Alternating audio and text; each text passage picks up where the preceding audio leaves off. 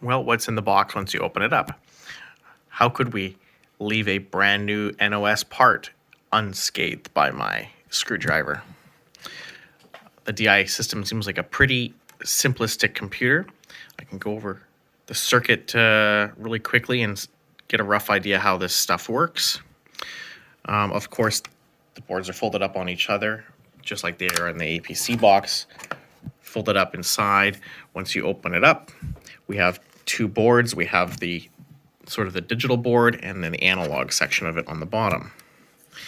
The analog section consists of a lot of passives, various transistors, which deal with incoming signals from the pressure sensor, crankshaft position sensor, and other signals from, I think, the APC unit as well. I have to look at the wiring diagram. They get filtered and the waves get shaped by these passives on here before being sent up to the main board where the microprocessor lives. That's the microprocessor. On this board here, we have a whole bunch of other devices here. These Toshiba devices are AND and NOR gates and flip-flops. Here we have an analog to digital converter. So once the wave shaping has been taken place down on here, it gets sent up to the analog to digital converter, so that this guy's an 8-bit and an ADC actually. So the microprocessor uses the signals from this to process the signals into a digital form, of course.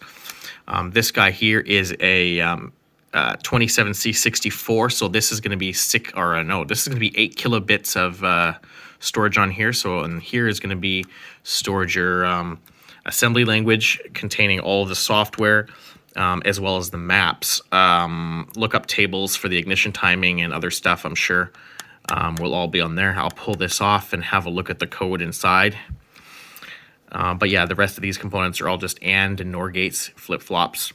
So presumably it takes the signals coming from the crankshaft position sensor. It goes through the maps, determines how much time to wait to fire the spark plugs. It sends the signals down to this section of the board here.